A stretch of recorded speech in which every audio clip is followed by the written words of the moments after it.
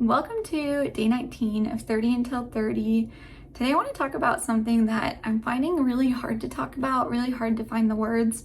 So I'm going to do my best because one of the most significant things that I went through in this journey to 30 is my own spiritual journey, especially how that connects to my healing journey and my glaucoma journey.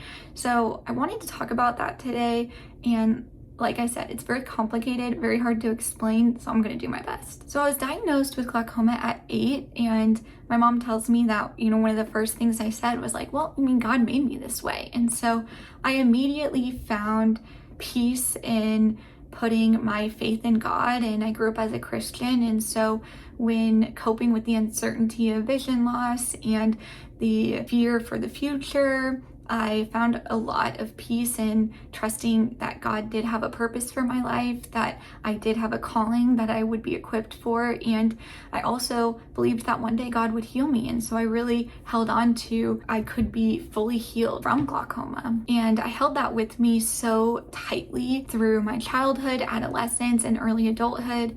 And I found myself at a church in my early 20s that was extremely spiritually abusive, and I did not have the understanding to know that at the time. And so I was serving wholeheartedly. My faith was, more important than ever at that time. And I went through a significant loss of vision at that time. And so putting a lot of trust in God during the pain of that, and that church did show up for me at that time and supported me when they found out what I was going through.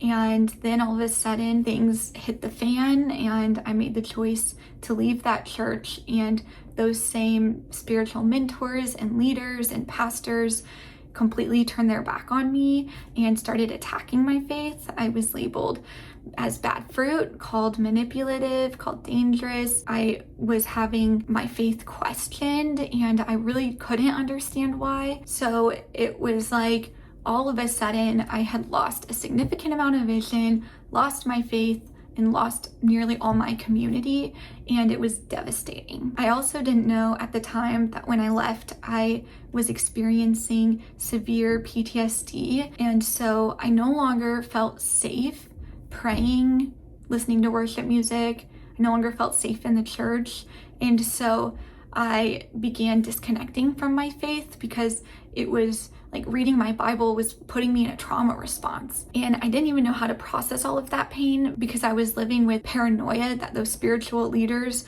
were gonna be like, see, gotcha, we knew you were bad fruit. We knew that your faith was questionable the whole time. And so it had me in this tailspin for years. As you can imagine, when I lost my faith, I lost hope for my healing. I lost the peace, the comfort. I lost that sense of purpose. And so it had me in a deep depression. That's when I turned to substances because I was like, okay, well, I've tried putting my faith in something that I thought was eternal, and that crumbled. So it was just kind of like whatever. And it just became easier to escape from all of those feelings that I was experiencing. I mean, PTSD is a wild beast of a thing. And I remember a couple years after that experience, waking up one night and having this like aha moment where for whatever reason, I just reconciled all of my spiritual beliefs and realized that I deserved to hold on to beliefs that would serve me. And if believing in healing meant that I would be able to live more freely and happily each day, then I deserved to still believe in healing. If believing in my purpose meant that I was able to walk into a room with more confidence, then it was important. And I didn't need to determine my beliefs based on what other people thought. And so I began to reconnect with my spiritual side in a way that was disconnected from religion. I still struggled to use those terms of Christian and God because it's hard for me to believe in a God that told so many people to like not be friends with me, that I was unhealthy and unwise. I don't think I can have a relationship with that God. So for me, I find a lot of peace in labeling things more as like spirit, universe, and having a relationship with the spiritual side of the world that we're living in. My therapy background has highlighted a lot of spiritual truths and that healing does happen in relationships. There is this universality to our experience that we are all connected, one of the same. And so my spiritual lens on life feels more clarified than ever. And in retrospect, I can see where my faith was deeply rooted in fear for so long, and I was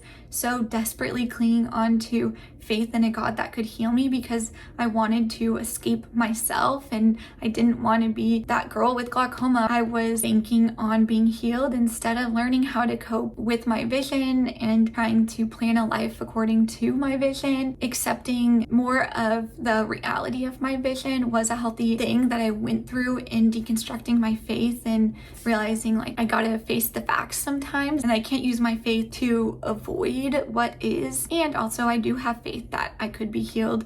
I could wake up tomorrow with perfect vision, or there could be medical advances that restore my vision. I don't necessarily believe I'll be blind forever, and I may. It's like, I don't know. So either could be equally as true, and I choose to believe on the side of things that is gonna fill my spirit with the most excitement, because when my soul is excited, I'm a better version of me. I'm better to the people around me, and that's why my spiritual health is so important. And so I feel so confident now in my spiritual side. If you watch my videos, you often see me journaling and practicing gratitude, and I do listen to worship music still because I've been able to reincorporate these things in a way that aligns with me.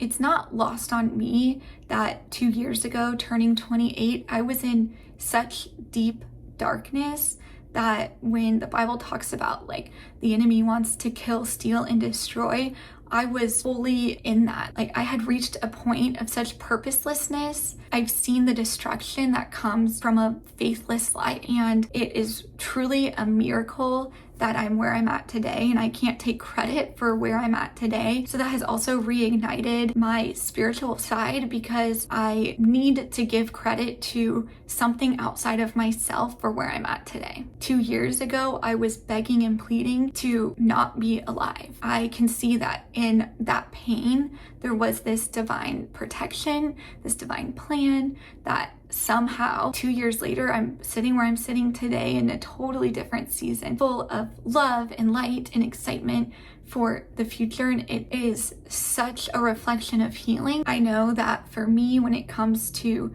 having glaucoma, there just has to be a piece of faith and a piece of trusting in something outside of myself in order to remain hopeful for the future, in order to take away the sadness and the frustration and the pain that comes with having a chronic illness and being blind. And so I feel so confident in what I believe for me, and it's something that I don't talk a lot about on my YouTube channel, and I probably won't talk a lot about because I like to keep it really close, because after being so open with my faith and it being violated, I just feel really vulnerable now sharing it. And like I said, feel very vulnerable making this video, and it was the most significant thing that I've went through in my 20s. And my shadow work journal today was asking about what still haunts me, and truthfully, a lot of the things that haunt me stem from that experience. So I'm still processing it and healing from it, and also feel a lot more reconciled. And so I don't know, I wanted to share. I don't really know how to wrap this up. Maybe it made sense, maybe it didn't, I'm not sure. So leave a comment, start some conversation, subscribe, and I will see you guys tomorrow, hopefully with something a little less serious, a little bit more fun. I'm ready to turn around the vibes of these vlogs.